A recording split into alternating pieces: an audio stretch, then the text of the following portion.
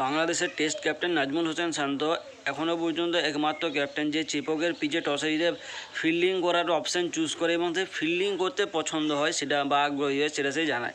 শত অপেক্ষাকৃত test match Bharat versus Bangladesh যেটা কালকে শুরু হয়েছে এবং টসে জিতে সবার প্রথম চমকপ্রদ প্রদর্শনী করে বাংলাদেশ এবং বাংলাদেশের ক্যাপ্টেন টসে জিতে বল করার সিদ্ধান্ত নেয় এবং তাদের সিদ্ধান্তটা যে কতটা গুরুত্বপূর্ণ বা কতটা সঠিক ছিল সেটা প্রথম কয়েক ওভারে আমাদেরকে বুঝিয়ে দিয়েছিল। 14 ওভারের মধ্যে 3 উইকেট ডাউন, আমাদের তখন 50 রানও হয়নি, 100-র মধ্যে 5 উইকেট ডাউন, পুরো পেটি ব্যাক করে দিল বাংলাদেশ এবং শেষ ম্যাচ এসে KL রাহুলও আউট হয়ে ফিরে যায় 16 রান নিজস্ব সংগ্রহ করে। টপ অর্ডারের রান স্কোর ইয়াশস্বী জয়সওয়াল যে 50-এর বাউন্ডারি পার করে, Yashasvi Jaiswal 56 run, Rohit Sharma captain Rohit Sharma 6 run, Shubman Gill 0 run, Virat Kohli 6 run, Rishabh Pant 39 এবং KL রাহুল 16 রানের সংগ্রহে নিজস্ব সংগ্রহ করে ফিরে যায় প্যাভিলিয়নে।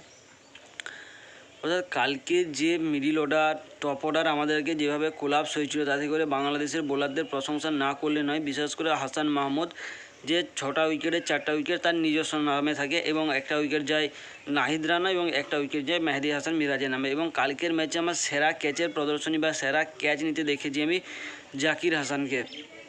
মানে যেভাবে বললা প্রায় মাটি ছুঁবো অবস্থায় ক্যাচ নিয়েছিল, ভাই অসাধারণ ক্যাচ নিয়েছে জাকির হাসান এবং তার জন্য hats off to Zakir Hasan. এবং পরবর্তীতে যে ক্রিকেট আমরা দেখতে পাই রবিচন্দ্রন আশ্বিন বা আমাদের আন্না এবং জাড্ডু ভাইয়ের কাছ থেকে, অর্থাৎ রবীন্দ্র জাদেজার কাছ থেকে, মানে টপ অর্ডারের ব্যাটসম্যানরা ফেল হয়ে গিয়েছে কালকে এবং তারপর যে প্রদর্শনীটা দেখিয়েছে রবিচন্দ্রন আশ্বিন এবং রবীন্দ্র জাদেজা অসাধারণ, ভাই অসাধারণ। রবিচন্দ্রনের আশ্বিনের কাছ থেকে আমরা আপার কাট দেখছি, পারফেক্টলি মানে পিওর পারফেক্টলি শট, যেখানে গ্যাপ আছে সেই গ্যাপে খেলেছে, মানে কোনো তাড়াহুড়া নেই, কোনো মিস হিট হয়ে চলে গিয়েছে এরকম কিছু না, পারফেক্টলি প্ল্যান শট, এই জায়গায় মারবো, এই জায়গায় গেলে গ্যাপ আছে, এখানে গেলে 4 হবে। 10টা 4 2টা 6 মেরে রবিচন্দ্রন আশ্বিন কাল তার 100 6 নম্বর 100 পূরণ করে তার টেস্ট ক্যারিয়ারে। মানে রবিচন্দ্রন আশ্বিন এবং রবীন্দ্র জাদেজার ইনিংস যদি কালকে আমরা বাদ দিয়ে দিই তো টিম ইন্ডিয়া পেটি ব্যাক ছিল 150 রানে। মানে 150 রান হলেও আমরা একটা ইজ্জত থাকবে, বা 200 রান যদি কোনো মতে চলে যায় আমাদের মান ইজ্জত রক্ষা হয়ে যাবে, সেরকম একটা ভাবনা চিন্তা থেকে 339 রান 6 উইকেট হারিয়ে আমরা এখনও একটা চান্স আছে যে আজকের দিনে যদি আমরা হাফও খেলে নিই 400 450 রান হয়ে যাবে। আমরা আন্নার কাছ থেকে দেখে নিয়েছি, অর্থাৎ রবিচন্দ্রন আশ্বিন বা এস ভাইয়ের কাছ থেকে আমরা দেখে নিয়েছি তার হাফ সেঞ্চুরি এবং পরবর্তী পালা রয়েছে বা নেক্সট টার্গেট রয়েছে আমাদের জাড্ডু ভাইয়ের কাছ থেকে তাদের সেঞ্চুরি এবং অর্থাৎ দুজনের 200 রানের পার্টনারশিপ। মানে একটা মুশকিল পরিস্থিতি থেকে কীভাবে আমাদেরকে বের করিয়ে নিয়ে গিয়ে একটা ভালো পজিশানে দাঁড় করে দিয়েছে, এই জন্য রবিচন্দ্রন আশ্বিন এবং রবীন্দ্র জাদেজা দুজনকে হ্যাটস অফ। কালকের পিচ দেখে একটা কথা বলতে পারি, কালকের একদম খেলার শেষ দিকে যদি তোমরা ভালো করে লক্ষ্য করেছিলে তো শেষ দিক থেকে কিন্তু বল টার্ন হওয়া শুরু হয়ে গেছে এবং চেপকের পিচ টার্ন হবে এটা একটা সাধারণ ব্যাপার। আর বিশেষ করে নাহিদ রানা, তাসকিন আহমদ, হাসান মাহমুদ এদের বল যেভাবে কাল গতি পেয়েছে সেরকম যদি গতি আজকের দিনেও থাকে, যদি থাকে তাহলে জাসপ্রীত বুমরা, আকাশদীপ সিং, মোহাম্মদ সিরাজ এই 3 জনের বল কীরকম হবে।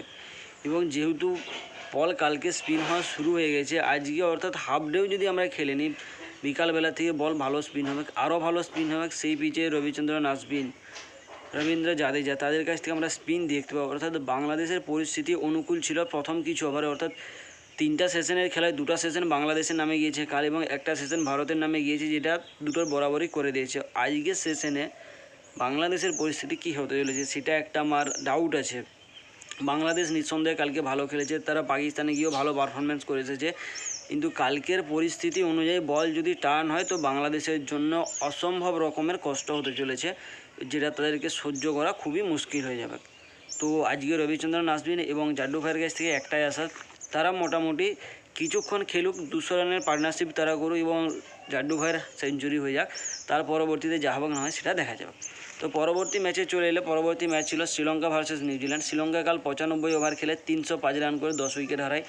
নিউজিল্যান্ড তার জবাবে 255 রান করে 4 উইকেট হারিয়ে, অর্থাৎ আর 55 রানেই আছে, 45+50 রান পিছনে আছে নিউজিল্যান্ড, পুরো ধরেই ফেলেছে দেখতে গেলে শ্রীলঙ্কাকে। অর্থাৎ আজকের দিনে যদি নিউজিল্যান্ড ভালো খেলে দেয় তো নিউজিল্যান্ড একটা লিড পেয়ে যাবে। পরবর্তী ম্যাচ অস্ট্রেলিয়া ভার্সেস ইংল্যান্ড ম্যাচে ইংল্যান্ড কাজ প্রথমে ব্যাট করতে নেমে 315 রান করে 10 উইকেট হারিয়ে অস্ট্রেলিয়া তার জবাবে 317 রান করে 3 উইকেট হারিয়ে, অর্থাৎ প্রয়োজনের থেকে 1 রান বেশি করেন অস্ট্রেলিয়া। এবং অস্ট্রেলিয়ার তরফ থেকে সর্বাধিক রান করেছে কে, আশা করি তোমরা গেস করতে পারবে, ট্রেভিস হেড কাল 154 রানের নট আউট ইনিংস খেলে এবং তার সাথে সঙ্গ দেয় মার্নাস লাবুশেন 77।